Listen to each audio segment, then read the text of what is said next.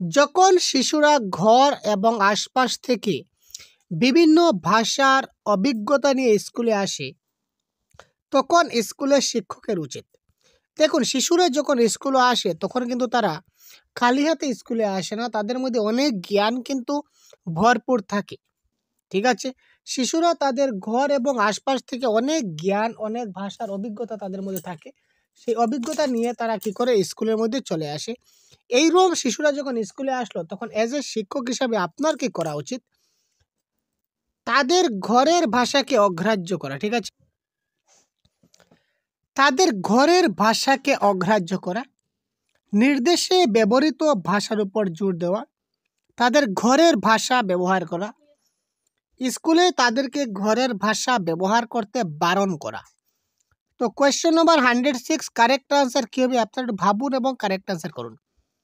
কারণ previous year question যত বেশি আপনি সলভ করবেন তত আপনার অভিজ্ঞতা বৃদ্ধি পাবে, আপনার এক্সপিরিয়েন্স বৃদ্ধি পাবে, আপনি ভালো একটা নম্বর আপনি ক্র্যাক করতে সক্ষম হবেন।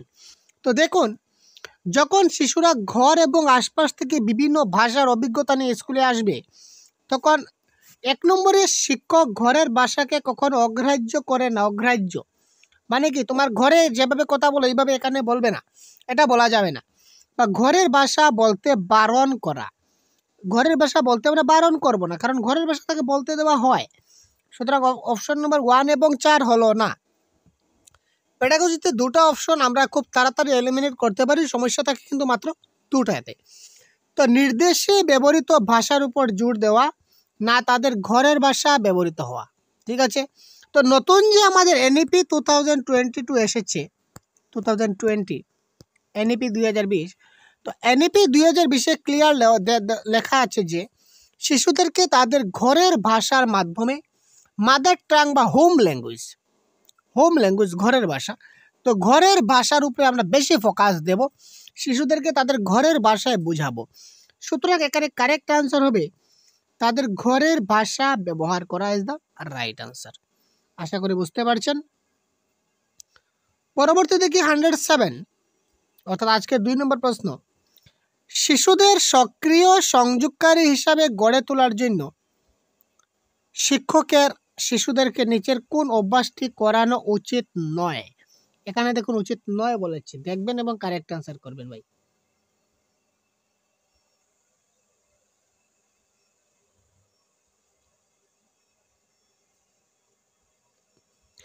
একটা শিশুকে আমরা অ্যাক্টিভ লার্নার পাবো, আমরা শিশুটা অ্যাক্টিভ লার্নার বলবে, মানে যা আমরা শেখাবো সেখানে সে সরাসরিভাবে কী করবে, অংশগ্রহণ করবে, সরাসরিভাবে পার্টিসিপেট করবে, অ্যাক্টিভলি জয়েন করবে।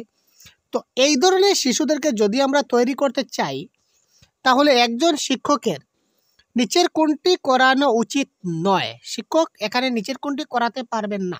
অপশন দেখি, ভাষা নিয়ে খেলা, ভাষা সৃষ্টি করা, জ্ঞান অর্জন ও আপুসে ভাগ করে নেওয়া, ভালো অভিনয় করার জন্য সংলাপ মুখস্থ করা।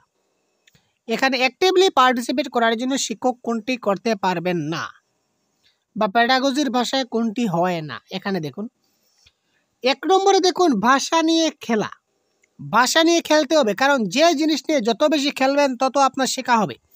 আর শিশুদেরকে চলো ভাই আজকে আমরা পড়ি বললে তাদের পড়া হবে না, চলো আজকে তোমাদের সঙ্গে আমরা একটু খেলাধুলা করব, তখন দেখবেন শিশুরা কীভাবে আনন্দ পায়, তারাও আপনার সঙ্গে খেলতে রাজি হবে, তারাও কিন্তু সেই খেলাধুলায় অনেক মনোযোগ দেবে। সুতরাং এই ক্ষেত্রে তার শেখাটা 100% সাকসেস হবে। তারপর হচ্ছে ভাষা সৃষ্টি করা, আপনি ভাষা সৃষ্টি করতে পারেন, কোনো ব্যাপার নেই। জ্ঞান অর্জন এবং আপনি যা জানেন শিশুরা সেটা শেয়ার করবেন, সেটা তো আলটিমেটলি করতেই হবে। যেটা করতে হবে না সেটা হচ্ছে কি মুখস্থ করা ইজ দ্য রাইট আনসার। মুখস্থ করা, আমরা প্যাডাগজির ভাষায় মুখস্থ করা হচ্ছে নেগেটিভ ওয়ার্ড ভাই। আমরা প্যাডাগজিতে কখনো শিশুদেরকে বলি না যে তোমরা মুখস্থ করো, কণ্ঠস্থ করো, গলস্থ করো। দেখে দেখে শিখবে, হ্যান্ডস অন এক্সপিরিয়েন্সে শিখবে। এই ধরনের কিছু পজিটিভ নেগেটিভ ওয়ার্ড রয়েছে, মুখস্থ করা নেগেটিভ ওয়ার্ড। তো এই ধরনের পজিটিভ নেগেটিভ ওয়ার্ডের ক্লাস আমি দিয়েছি, দেখে না থাকলে দেখে নেবেন, কারণ এইগুলো দেখা মাত্র আপনি কারেক্ট আনসার করতে পারবেন। তারপর দেখি নিচের কোন বিবৃতিটি সঠিক। যেসব শিশুরা ইংরেজি ক্লাসে আসে তারা পরিষ্কার স্লেটের মতো, প্রথম শ্রেণীতে শিশুরা একেবারে ইংরেজি জানে না। শিশুরা তাদের নিজস্ব অভিজ্ঞতার ভান্ডার নিয়ে স্কুলে আসে। শিক্ষার্থীদের অভিজ্ঞতা তাদের শিক্ষণের সহায়ক নয়। তো এই প্রশ্নের কারেক্ট আনসার অলরেডি আমি আগের প্রশ্নতে বলে দিয়েছি। যদি আপনারা একটি প্রশ্ন ভালো করে বুঝতে পারেন, তাহলে কিন্তু একটার মধ্যে কিন্তু অনেকগুলা জিনিস লুকানো থাকে ভাই। জিনিসগুলোকে আসলে কি করতে হয় জানেন? খুব ভালো করে বুঝে নিতে হয়। একবার যদি আপনি খুব ভালো করে জিনিসগুলোকে বুঝে নেন, তাহলে আর আপনার সমস্যা হবে না। জিনিসটা বোঝা হচ্ছে মেইন জিনিস। তারপর দেখুন কি বলেছে, যেসব শিশুরা ইংরেজি ক্লাসে আসে তারা পরিষ্কার স্লেটের মতো। আগে আমি বলেছিলাম যে শিশুরা কখনো কি হয় না, খালি হাতে স্কুলে আসে না। তাদের মধ্যে জ্ঞান, কিছু না কিছু জ্ঞান কিন্তু তার মধ্যে থাকে। তা ভাষা জ্ঞান হোক বা যে কোনো জ্ঞান হোক, সাধারণ কথা বলাও কিন্তু একটা কিন্তু ট্যালেন্ট। যে কোনো কিছু শিশুরা স্কুলে নিয়ে আসে। সুতরাং এখানে পরিষ্কার স্লেটের মতো শিশুরা, এটা আমরা বলতে পারি না। পরিষ্কার স্লেট মানে শিশুদের মধ্যে কোনো জ্ঞান নাই, এটা আমরা বলতে পারি না। জ্ঞান আছে। প্রথম শ্রেণীতে শিশুরা একেবারে ইংরেজি জানে না। আরে ভাই, বর্তমানে কেজি বা ক শ্রেণী যেটা বলেন আপনি, বা এলকেজি ইউকেজি অনেকগুলো রয়েছে, অঙ্কুরন মুকুল এ ধরনের রয়েছে আমাদের এফএলএনে। এইসব ক্লাসে কিন্তু প্রথম শ্রেণীতেও কিন্তু এলকেজির আগেই কিন্তু প্রথম শ্রেণী, এখানেও কিন্তু এবিসিডি শেখানো হয়। তো সে যদি এবিসিডি জানে তাহলে ইংরেজি জানে না কিভাবে, সেটা আমরা বলতে পারি না। সুতরাং ক্যান্সেল। প্রথমে এলিমিনেট করা শিখুন। প্যাডাগজির আনসারে প্রথমে এলিমিনেট যদি করতে পারেন, তাহলে কোনটা আনসার কারেক্ট হবে সেটা বুঝতে পারেন। কোনটা আনসার কারেক্ট হবে ওইটা আপনি খুঁজবেন না। আপনি প্রথমে খুঁজুন যে কোনটা আনসার কারেক্ট হবে না, কোনটা আনসার কারেক্ট হচ্ছে না, ওইটাকে খুঁজে আপনি খাতাং করে দিন ভাই। তারপর যেটা বেঁচে থাকবে সেটাই আপনার কারেক্ট আনসার। বড়িয়া পদ্ধতি, এলিমিনেশন পদ্ধতি, এলিমিনেশন মেথড না লাগলে আপনি পারবেন না। শিক্ষার্থীদের অভিজ্ঞতা তাদের শিক্ষণের 100% সহায়ক।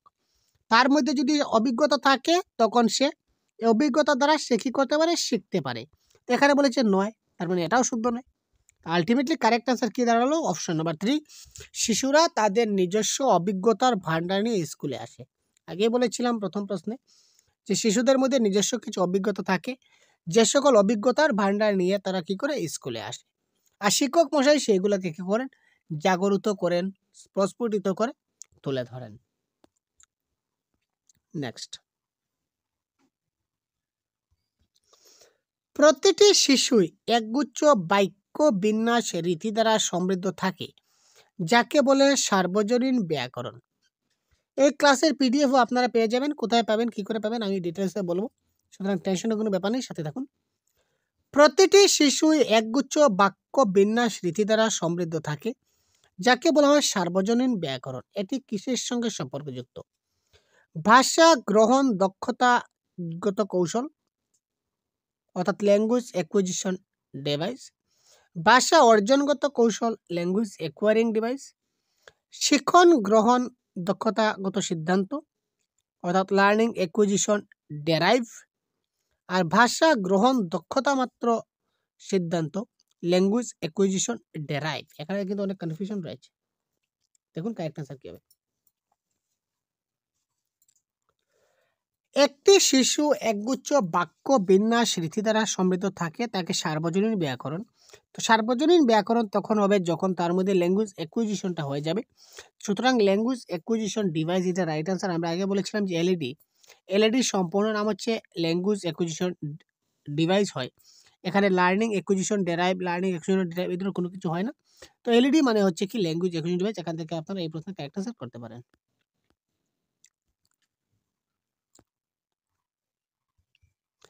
নতুন শব্দ পড়ার সময় বর্ণের সঙ্গে তার ধ্বনির সংযোগ স্থাপনের যে পদ্ধতি, এই পদ্ধতিকে কি বলা হবে? নতুন শব্দ পড়ার সময় একটা বর্ণের সঙ্গে তার যে ধ্বনির সংযোগ স্থাপন করবে, নতুন শব্দ পড়ার সময় ওই তার বর্ণের সঙ্গে তার ধ্বনির যেটা সংযোগ স্থাপন করবে, এই স্থাপনের পদ্ধতিকে আমরা কি বলবো? অঙ্গ সংস্থান বিদ্যা মানে মরফোলজি, শব্দ পরিচিতি মানে ওয়ার্ড রিকগনিশন, ধ্বনিভিত্তিক পাঠ উদ্ধার মানে ফোনোলজিক্যাল ডিকোডিং, বুধ পরীক্ষণ মানে রিডিং কম্প্রিহেনশন। তো কোয়েশ্চেন নম্বর 110 কারেক্ট আনসার কি হবে? খুব তাড়াতাড়ি কমেন্ট করতে হয়।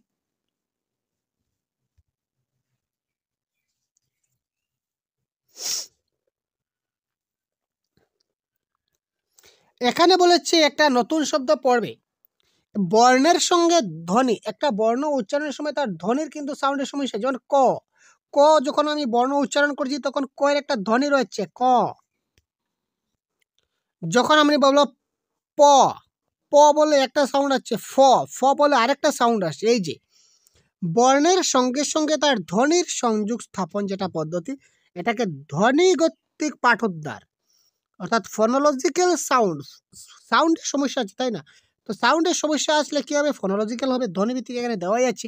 অর্থাৎ ধ্বনির সংযোগ স্থাপন করতে গেলে ধ্বনির দরকার আছে, ধ্বনি থেকে ধ্বনি, ধ্বনিভিত্তিক পাঠোদ্ধার। আর পাঠোদ্ধার মানে হচ্ছে ডিকোডিং, মানে হচ্ছে বোঝা। তো কোনটা ধ্বনি, কোন বর্ণের কোন ধ্বনি, সেটা আমরা যদি ভালো করে বুঝতে পারি তাহলে তো সংযোগ স্থাপন হয়ে গেল।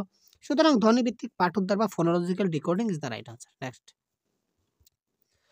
কোন পদ্ধতিতে একজন শিক্ষক ক্লাসের অন্যান্য ভাষার প্রশংসায় সক্ষম হবেন এবং ধারণাগুলো বোঝানোর জন্য শিক্ষার্থীদের মধ্যে সংযোগ স্থাপন করবেন এবং শিক্ষার্থীদের ঘরের ভাষা ও বিদ্যালয়ের নির্দেশকালীন ভাষার মধ্যে একটা নিকট সম্পর্কের বিকাশ সাধনে সক্ষম হবেন?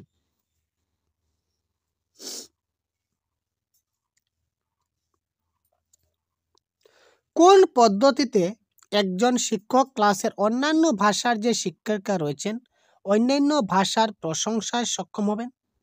ঠিক আছে, একটা ক্লাস করছেন, তিনি ক্লাসের মধ্যে অন্য ভাষায় প্রশংসা করবেন এবং ধারণাগুলি বোঝানোর জন্য শিক্ষার্থীদের সংযোগ স্থাপন, অর্থাৎ তিনি একটি ভাষায় হয়তো ক্লাস করছেন বেঙ্গলিতে, তিনি সেখানে কোনো কোনো সময় হিন্দিতেও কিন্তু এক্সাম্পল দিচ্ছেন বা ইংলিশেও কিন্তু এক্সাম্পল দিচ্ছেন ধারণাগুলো, কনসেপ্টগুলো বোঝানোর জন্য। এবং এই হিন্দি এবং ইংলিশ বা বাংলা দুটা তিনটা মিলিয়ে তিনি কি করছেন?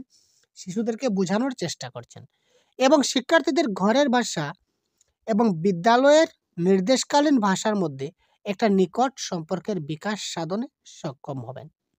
ঠিক আছে, এটা কোন পদ্ধতিতে? তাদের ঘরের ভাষা, অর্থাৎ ঘরের ভাষা বাংলা এবং তিনি শেখাতে চাইছেন হিন্দি, তো সেই বেঙ্গলির সঙ্গে হিন্দি যখন তিনি মিক্সড করে করে বোঝাচ্ছেন, তার মানে তার ঘরের ভাষা ছিল কি? বেঙ্গলি। আর বিদ্যালয়ের নির্দেশকালীন ভাষা মানে বিদ্যালয়ে আবার শিখতে হবে হিন্দি সাবজেক্ট। এই যে বাংলার সঙ্গে যে হিন্দির যেটি কম্পারেটিভ স্টাডি করছেন বা তাদেরকে বাংলার সঙ্গে হিন্দি বুঝিয়ে দিচ্ছেন, হিন্দির সঙ্গে বাংলা বুঝিয়ে দিচ্ছেন, এটা কোন পদ্ধতিতে করছেন?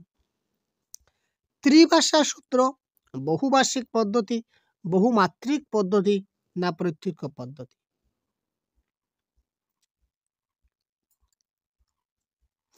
এখানে দেখুন ডাইরেক্ট তিনটা ভাষা বলে কোনো এখানে সিলেক্ট করা নেই যে তিনটা ভাষা। অনেকগুলা ভাষা হতে পারে, দুইটা ভাষা হতে পারে, ঠিক আছে, অন্যান্য ভাষা হতে পারে, অনেক ভাষা হতে পারে, দুই ভাষা হতে পারে। সুতরাং এখানে ত্রিভাষা পদ্ধতি হলো না, আর এটা কারেক্ট আনসার হবে বহুভাষিক পদ্ধতি। মাল্টি গ্রেড টিচিং বা মাল্টি গ্রেড মানে কি? গ্রেড বলতে ধরুন class one, class two, class three, এই তিনোটা ক্লাসের শিশুদের আপনি এক রুমে বসাচ্ছেন। আপনি এক রুমে বসাচ্ছেন, আপনাদের রুম মাত্র একটা, ধরেন এলপি স্কুলের রুম মাত্র একটা। এই এক রুমে আপনার ক্লাস 1, 2, 3, 4, 5 এই সবগুলি বাচ্চা বসছে। এবার আপনি কি করে তাদেরকে একসঙ্গে শিক্ষা দান করবেন? এই যেটা পদ্ধতিতে, যে পদ্ধতিতে ওই জিনিসটা বোঝানো হয়, এই পদ্ধতিকেই বলা হয় মাল্টি গ্রেড টিচিং বা বহুমাত্রিক পদ্ধতি। সুতরাং এটা হচ্ছে না, তো এটা কারেক্ট আনসার হবে কি? বহুভাষিক পদ্ধতি, মাল্টিলিঙ্গুয়াল অ্যাপ্রোচ। নিচের কোনটি একটি সঠিক? 112 নম্বর প্রশ্নে বলেছে নিচের কোনটি সঠিক? দেখুন তো ভাই, নিচের কোনটি সঠিক? শ্রবণের পরবর্তী দ্বিতীয় স্তর হলো বাচন। ওয়াও, প্রথমেই কি ঝাটকা দিয়ে দিল ভাই, 1 নম্বর। তো এই ঝাটকাটা আমাদের জানতে গেলে আমাদের একটা জিনিস জানতে হবে, যে আমাদের কি একটা সিকোয়েন্স আছে LSRW। এই ঝাটকা মেরে পটকে দেব, এইটা যদি জানি তাহলে ঝাটকা মেরে পটকে দেওয়া যাবে কাকে? ভাষাকে, প্যাডাগজিকে, তাই না?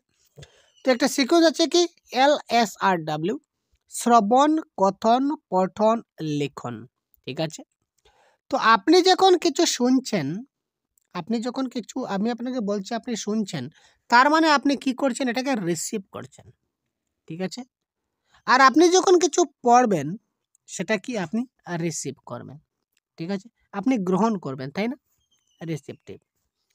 আবার আপনি যখন কিছু বলবেন, আপনি কিছু বলছেন, আপনি কিন্তু কিছু গ্রহণ করছেন না, আপনি কিন্তু দান করছেন, আপনি দিচ্ছেন। আমি শুনছি তার মানে সেটা আমার শোনার ক্ষেত্রে হচ্ছে রিসেপটিভ, কিন্তু আপনি যেটা করছেন সেটা হচ্ছে প্রোডাক্টিভ। আপনি লিখবেন, অন্যজন পড়বে, পরে সেখান থেকে কিছু শিখবে, সেটা প্রোডাক্টিভ। তার মানে এল এবং আর অর্থাৎ শ্রবণ এবং পঠন, শ্রবণ এবং পঠন হচ্ছে গ্রহণমূলক দক্ষতা, রিসেপটিভ স্কিল মানে গ্রহণমূলক দক্ষতা। আর এস এবং ডাব্লিউ মানে স্পিকিং এবং রাইটিং, অর্থাৎ স্পিকিং মানে কি কথন এবং লিখন হচ্ছে কি উৎপাদনমূলক দক্ষতা। ঠিক আছে, বোঝা গেল এতটুকু? আচ্ছা, এবার দেখি প্রশ্নে কে বলেছে শ্রবণের পরবর্তী দ্বিতীয় হলো বাচন, মানে শ্রবণের ঠিক পরেই কিন্তু বাচন আছে। দেখে নেওয়া যাক, শ্রবণের ঠিক পরেই কিন্তু বাচন আছে। এস এর পরেও কিন্তু এল এর পরেও কিন্তু এস হচ্ছে, দেখুন। ঠিক আছে, শ্রবণের পরবর্তী দ্বিতীয় স্তর হলো বাচন। ঠিক আছে, বাচন দক্ষতার পূর্বে শ্রবণ দক্ষতার বিকাশ হওয়া উচিত। ঠিক আছে, তো বাচন দক্ষতার ঠিক আগেই শ্রবণ দক্ষতার বিকাশ হওয়া উচিত হচ্ছে। শ্রবণজনিত অভ্যাস বাচনের পূর্ববর্তী অভ্যাস হওয়া উচিত। শ্রবণজনিত অভ্যাসটা বাচনের আগে হওয়া উচিত, এটা ঠিক আছে। কেন ঠিক আছে দেখুন, শ্রবণজনিত অভ্যাস বাচনের পূর্ববর্তী অভ্যাস। শ্রবণটা বাচনের আগে হওয়া উচিত। ঠিক আছে, উচিত। ঠিক আছে, শ্রবণজনিত অভ্যাস এল এস কি বলেছে দেখেন, এল এস আর ডাব্লিউ, শ্রবণের অভ্যাসটা বাচনের আগে হওয়া উচিত হচ্ছে। ঠিক আছে, এখানে দেখুন ভাষা দক্ষতার অভ্যাস অখণ্ডভাবে হওয়া উচিত, সেটাও ঠিক আছে। তার মানে কোনটা সঠিক হবে? বলেছে বাচন দক্ষতার পূর্বে শ্রবণ দক্ষতার বিকাশ হওয়া উচিত। তো দেখুন, এটা প্রশ্নের একটু মিস্টেক ছিল। শ্রবণজনিত অভ্যাস বাচনের পূর্ববর্তী অভ্যাস হওয়া উচিত নয়, এটা ছিল। সুতরাং এটা হবে কারেক্ট আনসার। প্রশ্নে একটু মিস্টেক ছিল, আমাদের টাইপিং একটু মিস্টেক হয়েছে।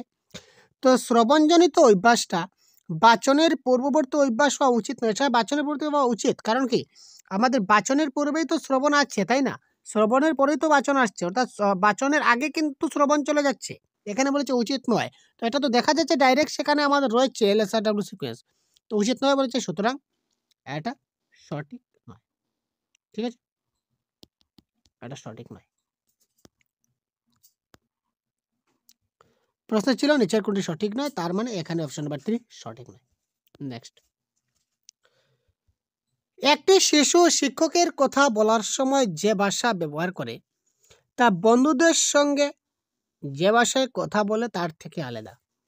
একইভাবে সে তার মায়ের সঙ্গে খাবার ইত্যাদি সম্পর্কে পৃথক ভঙ্গিতে কথা বলে। ভাষার কোন দৃষ্টিভঙ্গিটি এখানে সক্রিয় ভূমিকা পালন করেছে? 113। একটা শিশু যখন শিক্ষকের সঙ্গে কথা বলে তখন সে তার স্টাইলে কথা বলে, বাহ। সে তার বন্ধুদের সঙ্গে যখন কথা বলে তখন সে অন্য স্টাইলে কথা বলে, বহুত বড়িয়া।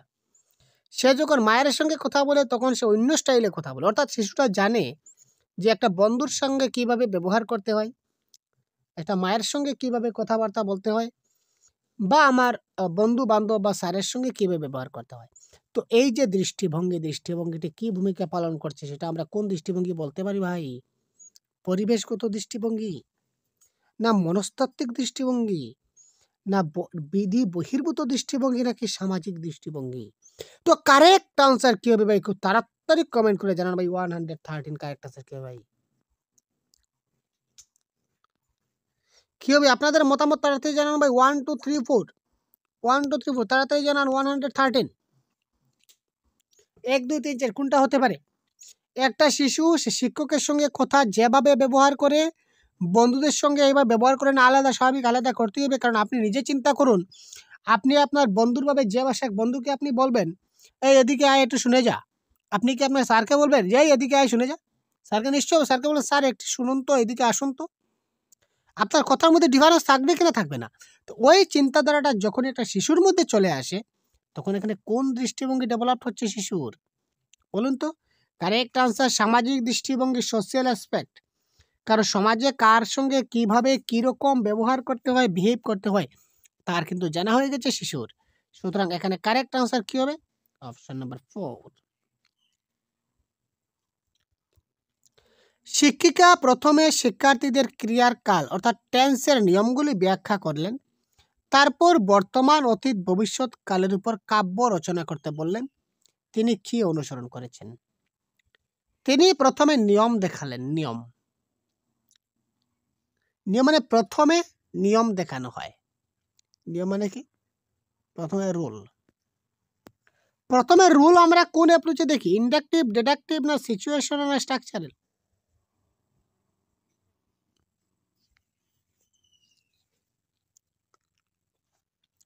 প্রথমে রুল, প্রথমে নিয়ম দেখানো হয় কোথায়? অর্থাৎ নিয়ম থেকে উদাহরণ। Rule to example. Rule to example আমরা কোন সূত্রে যাব? কারেক্ট আনসার কি? অবরোহী পদ্ধতি বা অবরোহী আবেদন, ডিডাকটিভ অ্যাপ্রোচ। আর যদি এক্সাম্পল টু রুলে যাই, প্রথমে এক্সাম্পল দেওয়া হয় তারপর রুল দেওয়া হয়, সেটা হবে কি? আরোহী পদ্ধতি। ঠিক আছে ভাই? তো দেখুন, এটা কারেক্ট অ্যান্সার হবে কি? অবরোহী পদ্ধতি। অবরোহী পদ্ধতিতে কি হয়? প্রথমে ফর্মুলা দেওয়া হয়, ফর্মুলা থেকে এক্সাম্পলে আমরা যাই। আর যদি এক্সাম্পল টু ফর্মুলায় যাই তাহলে আমরা আরোহী পদ্ধতিতে যাব, সেটা আমাদের জানা আছে। ঠিক আছে ভাই? তো দেখি পরবর্তী প্রশ্ন।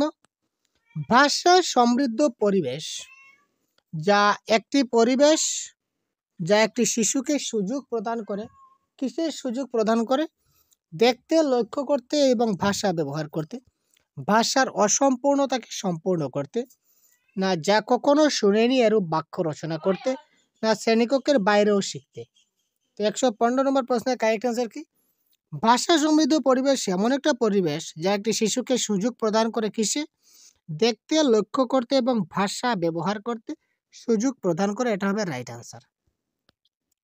তারপর 116, মূল্যায়নের ক্ষেত্রে নিচের কোনটা সত্য নয়? দেখুন কত গুরুত্বপূর্ণ প্রশ্ন। মূল্যায়নের ক্ষেত্রে নিচের কোনটি সত্য নয়? কারেক্ট অ্যান্সার কোনটি হবে? 1 2 3 4 খুব তাড়াতাড়ি কমেন্ট করুন। মূল্যায়ন শিশুর সামর্থ্য, প্রয়োজন, আগ্রহ এবং পছন্দ অপছন্দকে চিহ্নিত করতে সাহায্য করে। মূল্যায়ন শিশুর সম্পাদিত কার্যের অধিক বিকাশে সাহায্য করে এবং মধ্যস্থতা করে সেটির বিচার করে। মূল্যায়ন ছাত্র দ্বারা সম্পাদিত কার্যকে একে অপরের সঙ্গে তুলনা করতে সাহায্য করে।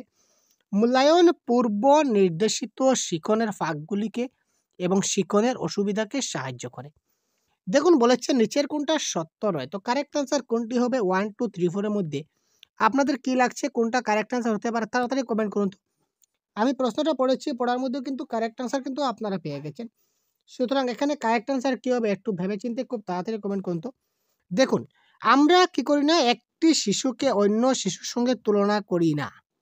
এখানে বলছি একে অপরের সঙ্গে তুলনা করা, যে মূল্যায়নের মাধ্যমে বা মূল্যায়নের দ্বারা একটি শিশুকে অন্য শিশুদের সঙ্গে তুলনা করতে সাহায্য করে, এটা কখনো হয় না। কারণ আমরা কখনো শিশুদেরকে তুলনা করি না যে ওই ছাত্রটা খুব ভালো, ওই ছাত্রটা খুব খারাপ, এই ধরনের তুলনা আমরা করি না। সুতরাং অপশন নাম্বার 3 ক্যান্সেল।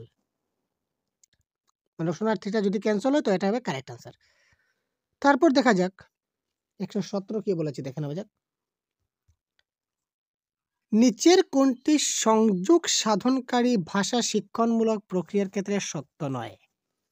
নিচের কোনটি সংযোগ সাধনকারী ভাষা শিক্ষণমূলক প্রক্রিয়ার ক্ষেত্রে সত্য নয়? এটি বাস্তব জীবনভিত্তিক পরিস্থিতির সম্মুখীন হওয়ার জন্য শিক্ষার্থীর বিকাশ ঘটায়। বানানগত এবং ব্যাকরণগত ভুল কম করার দিকে গুরুত্ব দেয়। এটি অর্থপূর্ণ এবং নির্ভরযোগ্য সংযোগ প্রক্রিয়ার ক্ষেত্রে শিক্ষার্থীকে তৈরি করে। একটি লক্ষ্য ভাষার ক্ষেত্রে তাৎপর্যপূর্ণ এবং সংযোগ সাধনকারী ভাষা ব্যবহারে অধিক গুরুত্ব দেয়। তো কারেক্ট অ্যান্সার কোনটি হবে? 117।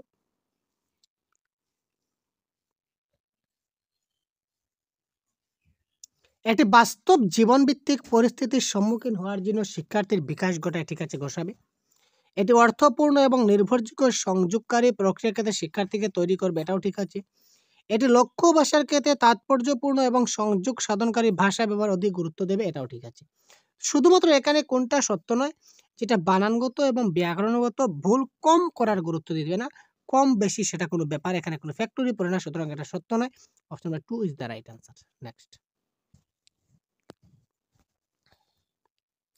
এক শিক্ষার্থীর বাচিক দক্ষতা বিকাশের সময় শিক্ষক বললেন যে কথা বলার সময় আমাদের কয়েকটি গুরুত্বপূর্ণ বিষয় খেয়াল রাখা উচিত। যে বাচিক দক্ষতা মানে কি? Speaking skill. আমাদের যখন স্পিকিং স্কিল করবো বা আমরা যখন কারোর সঙ্গে কোনো কিছু কথা বলবো স্পিকিং স্কিলের ক্ষেত্রে, তো স্পিকিং স্কিলের সময় শিক্ষক মহাশয় বললেন যে স্পিকিং স্কিলের সময় আমাদের কয়েকটা বিষয় আমাদের খেয়াল রাখা দরকার। আমরা যখন কারোর সঙ্গে কথা বলি তখন 4টি বিষয় আমাদের শব্দ নির্বাচনকে প্রভাবিত করে, তা হলো আমাদের কি কি জিনিস খুব ভালো করে দেখতে হবে যখন আমরা কারোর সঙ্গে কথা বলি। 1 নম্বর বিষয়বস্তু, 2 নম্বর আবহাওয়া, 3 নম্বর আমরা কার সঙ্গে কথা বলছি, 4 নম্বর হচ্ছে আগ্রহ। এবার লক্ষ্য করুন, আমরা যখন কারোর সঙ্গে কথা বলি তখন একটা বিষয়বস্তু থাকে যে আমরা কি বিষয় নিয়ে কথা বলি। এটা তো থাকেই থাকে, তাই না? এটা থাকছে। আমরা কার সঙ্গে কথা বলছি, এটা পার্সোনাল কোনো একটা ব্যক্তি তো থাকবে, ইন্ডিভিজুয়াল, 1 জন বা 2 জন বা 3 জন বা একটা জনগোষ্ঠী। কেউ না কেউ তো নির্দিষ্ট থাকবে যে আমি ওদেরকে বলছি বা ওকে বলছি। একটা নির্দিষ্ট কোনো তো থাকবে। তো সুতরাং আমরা কার সঙ্গে কথা বলছি এটা থাকছে। আগ্রহ, আমি যে কথা বলছি, কথা বলার আমার আগ্রহ আছে কিনা না। যে আমার কথাটা শুনছে তার আগ্রহ আছে কিনা না শোনার মতো, এটা থাকতে হবে। কিন্তু আবহাওয়া এখানে কোনো ফ্যাক্টর করে না। ক্লাইমেট এখানে কোনো ফ্যাক্টর করে না। কারণ কি? কারণ বৃষ্টির দিনেও কথা বলা যায়, যে কথা বলা যায়। রৌদ্র দিলেও কথা বলতে পারি। আবহাওয়া উত্তপ্ত হলেও বলতে পারি, ঠান্ডা হলেও বলতে পারি। আবহাওয়ার সঙ্গে সেই কথা বলার স্পিকিং স্কিলে কোনো দক্ষতা নাই। সুতরাং ২ নম্বরটা এলিমিনেট। ১, ৩, ৪, তো এখানে দেখুন ১, ৩, ৪ অপশন নাম্বার 2 তে রয়েছে। এটা হচ্ছে কারেক্ট আনসার। দেখলেন কোয়েশ্চনটা কিভাবে ঘুরিয়ে ফিরিয়ে দিল আপনাদের? প্রশ্নটা কিন্তু খুব সোজা, যদি আপনারা ভালো করে বুঝতে পারি। আর যদি ভালো মতো বুঝতে না পারি তাহলে কিন্তু অনেক কঠিন। তারপর দেখুন লাস্ট, সংশোধনমূলক শিক্ষণ সেই সমস্ত ছাত্রদের জন্য যারা বিষয়টিকে বুঝতে পারে না এবং অসুবিধার সম্মুখীন হয়, ক্লাসের উপস্থিতিতে অনিয়মিত থাকে, শিক্ষণগত প্রতিবন্ধিতা থাকে, লক্ষ্য ভাষায় দক্ষ থাকে। তো সংশোধনমূলক শিক্ষণ বা রিমিডিয়াল টিচিং কাদেরকে দেওয়া হয়? এটা মূলত প্রশ্ন হচ্ছে এটাই, যে রিমিডিয়াল টিচিংটা কাদের জন্য দেওয়া হয়? সংশোধনমূলক শিক্ষণ বা রিমিডিয়াল টিচিং কাদের জন্য? তো সংশোধনমূলক শিক্ষণ সেই সব ছাত্রদের জন্য যারা কি করে, বিষয়টিকে বুঝতে পারে না এবং অসুবিধার সম্মুখীন হয়। এটা হবে কারেক্ট আনসার। তারপর দেখি ১২০, যদি তোমার ক্লাসের একজন শিক্ষার্থী দৃষ্টির প্রতিবন্ধী হয়, একজন ভাষা শিক্ষক হিসেবে তুমি কি করবে? তো দেখুন, এই ক্লাসের সম্পূর্ণ পিডিএফ গুলি আপনারা ভিডিও ডেসক্রিপশনে একটা লিঙ্ক পাবেন। এই ভিডিও ডেসক্রিপশনে ক্লিক করলে আপনারা ২০১২ থেকে শুরু করে ২০২৪ পর্যন্ত এই সিটেট পরীক্ষার সবগুলি প্রিভিয়াস ইয়ার কোয়েশ্চন, ঠিক আছে? এই ২০১২ থেকে, আমি আবার সুন্দর করে লিখে দিচ্ছি, ২০১২ থেকে ২০২৪ পর্যন্ত টোটাল ১২ বছরের যতটা সিটেট হয়েছিল সবগুলার বাংলা ভাষার পেপার 1, পেপার 2, ল্যাঙ্গুয়েজ 1, ল্যাঙ্গুয়েজ 2 সবকটি কম্পাইল হিসাবে একটি মাত্র পিডিএফ ফাইলে আপনার জন্য তৈরি করা হয়েছে। আপনার পিডিএফ ফাইলটি ভিডিও ডেসক্রিপশনে ক্লিক করে আপনি নিতে পারেন। দেখুন আনসার কি রয়েছে। আমি যে এতক্ষণ যে প্রশ্নগুলো বললাম, এই আনসার কিগুলো সহযোগী আমি আপনাদেরকে প্রশ্নগুলো বলছি। সুতরাং আপনারা যদি পিডিএফ ডাউনলোড করে নেন তাহলে আপনার মোবাইলে এই ধরনের প্রশ্ন থাকবে, নিচে আনসার কি থাকছে। ঠিক আছে? তো দেখি, যদি তোমার ক্লাসের একজন শিক্ষার্থী দৃষ্টি প্রতিবন্ধী হয়, একজন ভাষা শিক্ষক হিসেবে তুমি কি করবে? দৃষ্টি প্রতিবন্ধী হলে আমরা কি করি? আমরা সবাই জানি, শিক্ষার্থীকে তার কাজে সাহায্য করবে, সাহায্য করতেই হবে। তাকে পড়া এবং বিষয়টি শোনার জন্য ব্রেইল বুক শ্রবণ উপাদান দিতে হবে। সঙ্গীতের যথেষ্ট সুযোগ দেবে তাকে সাহায্য করার জন্য। তার কাজ সম্পূর্ণ করার জন্য অভিভাবকদের দায়িত্ব নির্দিষ্ট করবে। সবকিছু ঠিক আছে। কিন্তু যারা দৃষ্টি প্রতিবন্ধী তাদের জন্য সবচেয়ে গুরুত্বপূর্ণ যেটা, সেটা হলো ব্রেইল পদ্ধতি বা ব্রেইল বুক। ব্রেইল বুক বা ব্রেইল পদ্ধতির মাধ্যমে দৃষ্টি প্রতিবন্ধী শিক্ষার্থীদের শেখানো। বাকি সবগুলো ঠিক আছে, ভুল নয়। কিন্তু এখানে মূলত কারেক্ট আনসার হচ্ছে, একদম বেসিক কারেক্ট আনসার, দৃষ্টি প্রতিবন্ধীদের জন্য ব্রেইল বুক বা ব্রেইল সিস্টেম যেখানে থাকে সেটা 100% কারেক্ট হয়। সুতরাং option number 2 is the right answer. ঠিক আছে? পরবর্তীতে আরো অন্য ডিসকাস করব। ভালো থাকবেন, সুস্থ থাকবেন, আমাদের সঙ্গে থাকবেন। ধন্যবাদ।